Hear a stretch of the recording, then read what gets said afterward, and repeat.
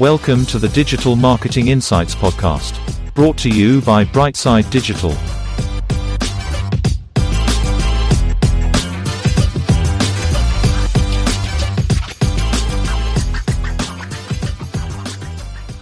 Hi everyone, welcome to the show. I'm delighted to say that we have Linda here today, who's the head of digital marketing and communications. Linda, how are you doing? I'm good. How are you, Tom? Yeah, very good, thank you. Thank you so much for doing this. Linda, let's start off by you telling our audience a little bit about your career today and what you've been up to. Yeah, sure, Tom. Thanks for having me on. My name is Linda O'Connell. I've worked with the Society of St. Vincent de Paul in Ireland for 17 years in kind of varying roles. Initially kind of in the office, then interim office manager. Then I was doing communications and fundraising at a regional level. And around 2007, I was asked would I help with co-project developing a website, and I nearly died because I knew nothing about websites. So I can say I profusely sweat with the panic of it. But yeah, so I kind of did that, and then I was seconded for 2.5 days a week, and eventually that went full time. And I was on my own nationally and based in Cork, doing that job for maybe 2 years, and then we decided we'd redevelop the site in 2014, and thus began, I suppose, the journey and the building of digital marketing. I wouldn't have had really any experience prior to that, to be honest with you, Tom. I was working in England as a zookeeper first, and then before that I was in Photo Wildlife Park. So my background would have been science as a mature student. So I've kind of been a little bit of a jack of all trade and master of none. Yeah. Art would have been my first love, and I was working in a graphic design studio back in the day when you'd plonk a big massive book of fonts in front of you and scroll through the pages trying to find what font you were going to use. But again, as I said, I had no computer experience, and never did I think I'd be sitting behind a computer screen in a full-time capacity. And so I did a diploma in computers, and during that I fell a bit ill. So I was in hospital for a time. When I came out, again, my love was art and animals. So I went back to university as a mature student, and I did earth science, and I majored in zoology. And as I said, headed off to England, came back in 2005 because I was suffering a lot of mental health issues. And the actual St. Vincent de Paul had helped me in my past with a few different things, and going to college, helping with my book costs and stuff. So I always kept in contact and always did some voluntary stuff. When I did come back, they asked would I help out in the office. And I suppose I kind of feel like I've done full circle with the organisation. You know, they helped me, and then I volunteered, and then I ended up working for them. I worked at a regional level and a national level. So I do feel very lucky that I kind of had that very overarching view of the organisation. But I was all self-taught. So I suppose imposter syndrome kind of crippled me a lot. I went back and I said, I better get that piece of paper so that I can sound like I do kind of know what I'm talking about.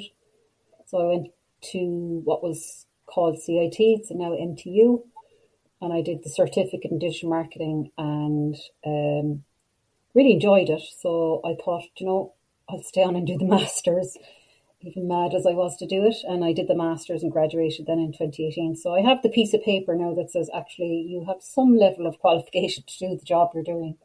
So it's just how much we doubt ourselves, that me felt I needed a piece of paper to prove what I'd been doing for many, many years, Yeah, and I feel your story is so inspiring, and I'm sure so motivating for so many listeners.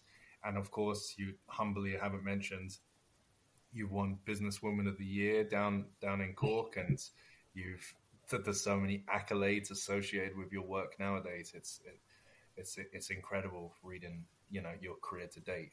I suppose you don't stand back and look at it really. Yeah, I wouldn't say I'm a very career-driven person either. I never thought, oh, I want to be here, or I want to be there, or I want to be in that role. It's kind of just happened organically. Not very linear by any means, but I suppose that's life, isn't it? It's not a straight line. I'm looking at your logo on Riverside. It's weavy. And it's all about enjoying those moments as well. And it's clear that you've said yes to and taken up most opportunities that have gone your way as well. Mm-hmm. I suppose, Linda, the next question I would always ask in the show is, what would you see as your main strength in digital at the moment? Obviously, you're head of marketing, you manage a team, you do a load of work, but is there any area that you feel most comfortable in and feel like you're really knowledgeable in that area? I think the thing that probably gives me the most buzz for my own skill set would be analytics. And even though I absolutely I know maths are completely separate, but I think when I actually signed up to do the masters, I knew the areas I wanted to focus on more, and that was definitely analytics. Because as a charity, we receive $10,000 in kind a month from Google to run AdWords and stuff. And because it was just me, it was always really hard to, I suppose, utilize that or get a chance to learn more about it. So that's actually what I ended up doing my thesis on in my master's, was the synergy between SEO and analytics. And it's amazing the buzz that you get, from, oh my God, I've just increased, this amount of traffic to the site, and, the value of putting in the effort. So definitely, I suppose, as a manager and a leader, you end up going more into the strategic area. That's also very new for me, because I've always getting down and dirty, so to speak. I would never expect my team to do something I wouldn't do myself, but now I'm getting more room to be strategic. But I think definitely analytics and SEO is kind of a love of mine, really. And it's the buzz you get out of seeing those changes, those improvements, bring results. I wouldn't say I'm an expert by any means, but that's the area I really like. I like looking at the figures, not vanity metrics, but the improvements, the enhancements, the UX side of things. And for anyone listening, I'm guessing GA4 is probably on your platform of analytics, but what analytics are your go-tos? Which ones would you recommend to our listeners? Yeah, I mean, it's such a hard thing to answer, and I think a lot of marketeers are kind of just flapping in the wind a bit at the moment, because we would have used the universal analytics all the time. We now have the GA4, but I mean, even that's questionable. I think the three quite large countries have now, through the courts, said Google Analytics 4 is still not 100% compliant. So I am looking around at, there are bespoke ones that are being kind of built. We're very different, I suppose, as a charity. I mean, if you're a company that's selling products, you're very, very driven in a different kind of a way. Yeah. So we're not retargeting as such. We're not cutthroat, if that makes sense. And I don't mean that in a derogatory way to anybody else, but it's a very different way. So at the moment, we're working towards Google Analytics 4. I'm trying to get the team all trained up in it, but from what I'm hearing, it's kind of questionable whether that will be, unless Google kind of act fast, whether that's going to be even still compliant. And when the whole thing came in, was it in September 2019 that the whole cookies policy and all that, the whole legislation changed? It was in 2018, 2019. Yeah, I mean, everything just fell off the face of the earth that way. Analytics dropped.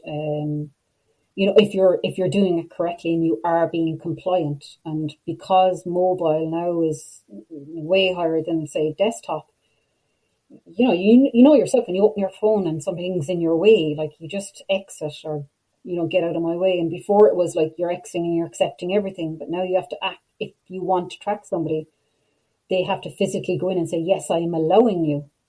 You have to opt in as opposed to opt out. And I think that had a huge knock-on effect on us anyway, definitely. So it was very hard to stand over your figures. Likewise with Facebook, they brought in the whole, you can't track everything because of ISO 14, etc. So, it's not as transparent and stand over your figures as much as you could in the past. You are losing quite a lot at the moment anyway. Yeah. And to touch on kind of your career today, and maybe this would be an example with St. Vincent's, but is there any campaigns or any work that you find that was, I suppose, one, externally successful and deemed it out there, but also one that might be internally successful for yourself? So I suppose externally, well, it wasn't a campaign per se. I felt, you can become a little bit stagnant I'm with SVP in the role 17 years, and you're within the parameters of what's set by the organization or company. You have to adhere to certain protocols, etc. So I'm quite a creative person, so you still have to be curtailed. So I did go off and set up a very part-time business called DigiNomad. And that's where I was building websites and training people on social media and stuff. And I think from that, it's where you see the end product again. And I get to work with people that I'm really selective about, because I work full time and this is a very, very part-time thing, but it allows that creativity. And there was one website, I don't know why, I just felt so exhilarated afterwards. Because I think as a person, I'm very much always looking for the cause, and I get the buzz from starting from A all the way to Z and seeing somebody smile, at the end. And it was a lady who runs a company called Cancer Rehabilitation Ireland. And it was just the joy on her and knowing that she's making a difference. I felt so proud. As I said, I'm not an expert in building or anything like that, but I really put my heart and soul into everything. And when you sit and talk to somebody and you get a sense of who they are, then you try and put that to some level of digital, and hope that you represent that person. I think that's one of, I've obviously built more than one, but that's one that just particularly stands out for me, because I remember I had just reached out to her one day just saying, how are you doing? And not knowing that she was in a difficult place. And she came back afterwards and said, you don't know how much that made a difference. And afterwards sent me an email. And I remember being quite emotional, because she had said, you didn't just build my website, you built me along the way. It was that, I suppose, confidence boost, or say, you are making a difference. So they're the kind of things that I feel proud of, that I've helped somebody who's going to in turn help somebody else, if that kind of doesn't sound too naff. Internally then, from a campaign point of view, it wouldn't be it'd probably be more a project. One, if I could kind of mention two, if that's okay. One was our vice president, he's a journalist or an ex-journalist with RTE.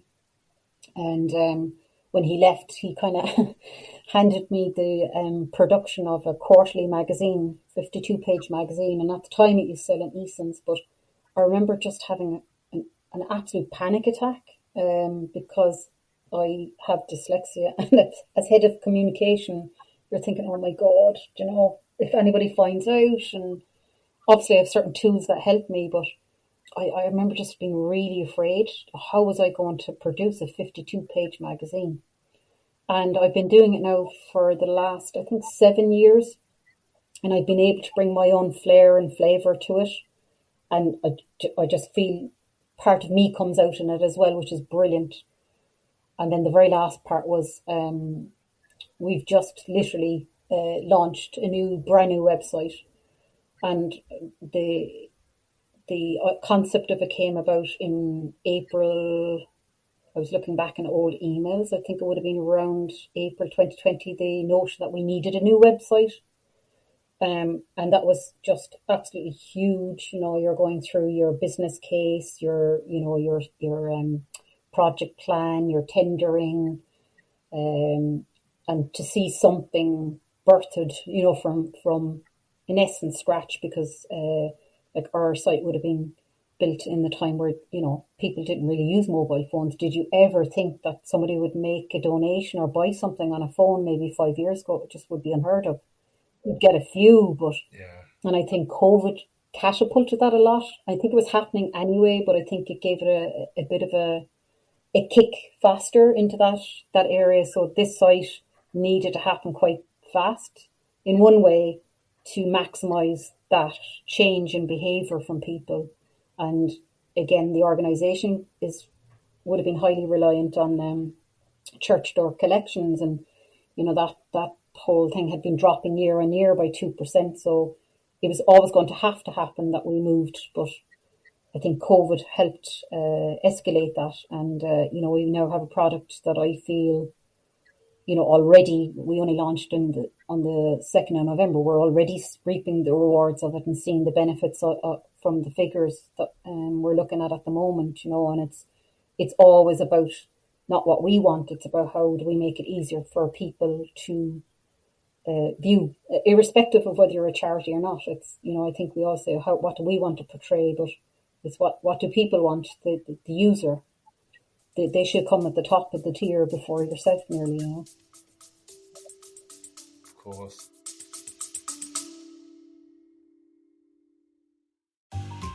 This is Ross, the host of Smells Like Humans. Each week we talk about the curious things that people do. This show is for you when you're in the mood for unscripted, lighthearted conversation, personal stories, and just a smattering of psychology and information you can use. Every week a different topic. Parents, kids, relationships, travel, work, aging, dating, cosmetic surgery, dreams, ghosts, psychics, remodeling, death, and grudges, to name just a few. Sometimes silly, sometimes serious, but always fun. Please join us, because no matter who you are, we all smell like humans. Click the link in the show notes.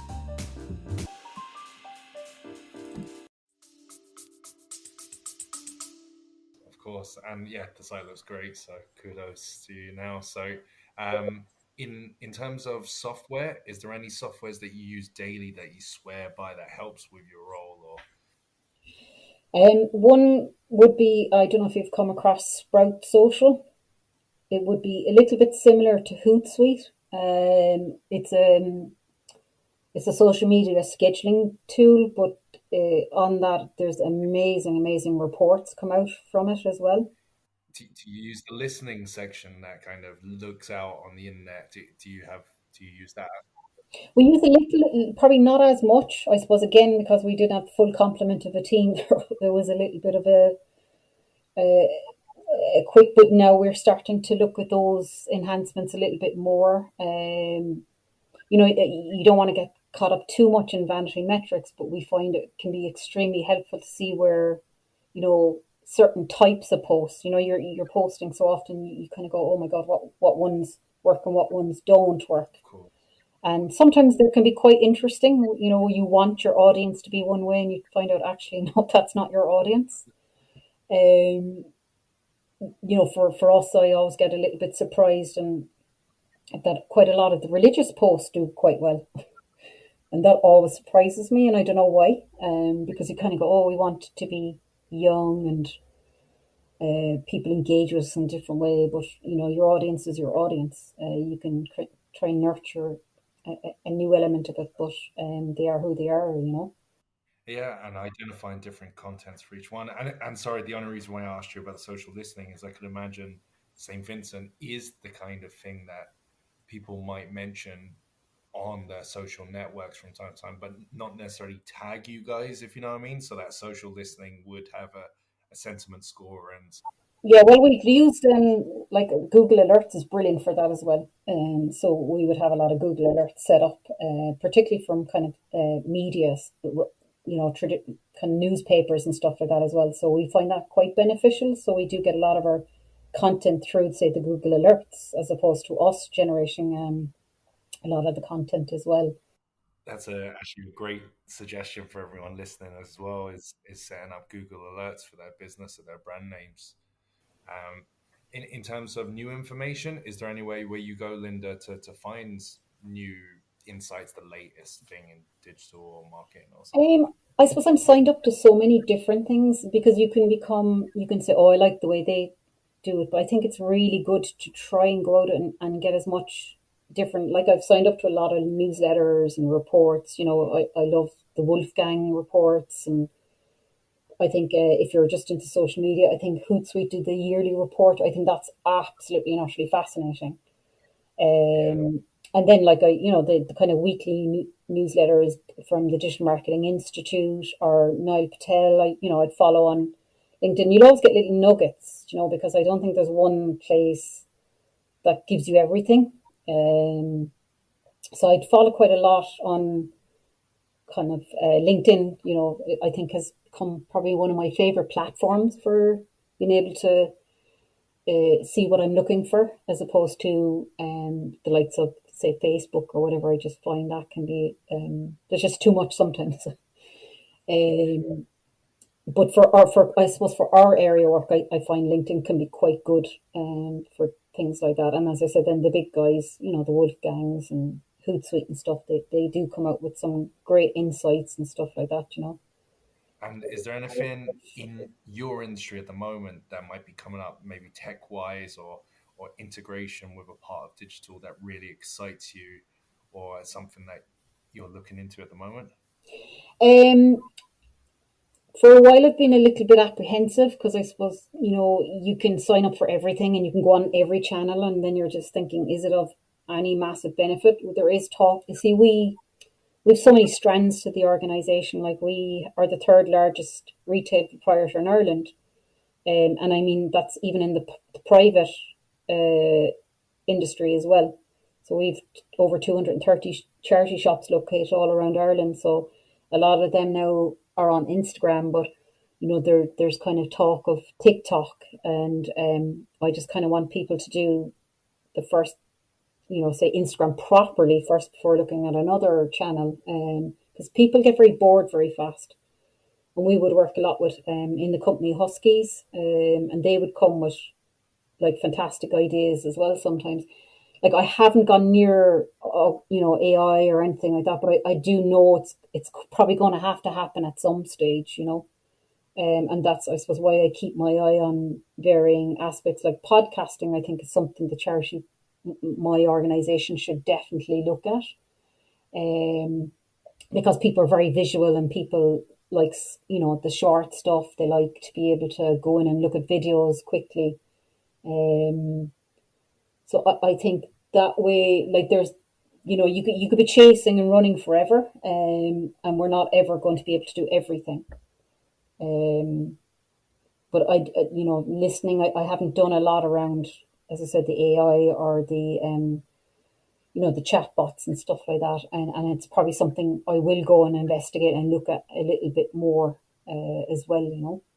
Definitely. And some of those areas, I'll show you some of my stuff after this podcast. But I just think, as someone that actively goes into St. Vincent, and the nature, I think just the Irish public, which I'm speaking very broadly now, but I think we are very aware, environmentally aware, and there's a lot of us that are aware of the fast fashion issues and stuff, Mm, and mm. St. Vincent as such a good platform to kind of go in. Like, I have a barber's coat actually, which is fantastic, and I think I got it for like €15. It was and it's something that I treasure, and it was in great condition, and it just makes you think there's so many opportunities with your charity and all the amazing work you do. I just think, yeah, just a thank you, I suppose, from my point of view, and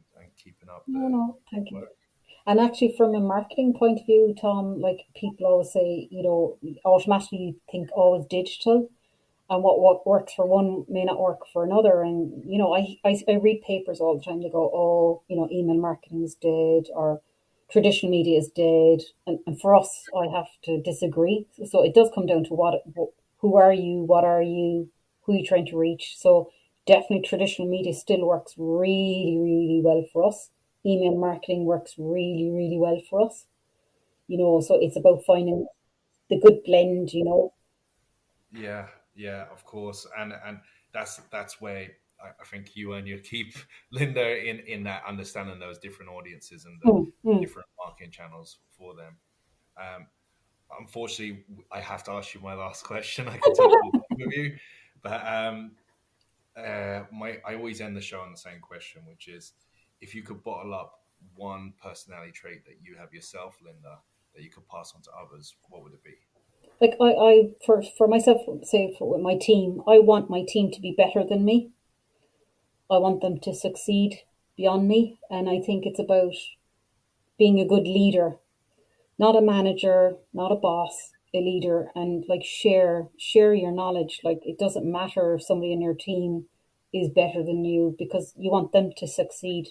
It's kind of nearly like being a proud parent, if that makes sense.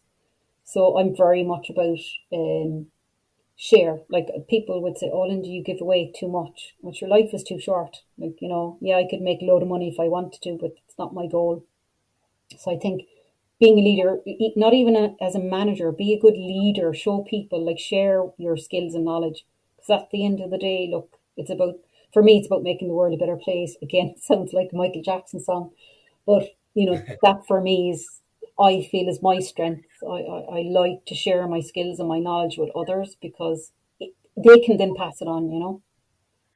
Love it. And Linda, if anyone wanted to reach out to you, get in touch, or see more work about St. Vincent, how can they tell us how they can get in touch with you first? Yeah, so like obviously the website svp.ie, and I'm also on LinkedIn, Linda O'Connell, and that's probably the easiest way to get in contact with me. I'm not too sure if you share emails, or anything like that, but I think LinkedIn, and then obviously St. Vincent de Paul. We're on Facebook, Instagram, Twitter, YouTube, LinkedIn, and our website. That's it. Thank you very much, Linda. Thank you for being part of the show, and yeah, thanks everyone for listening. Thanks so much, Tom.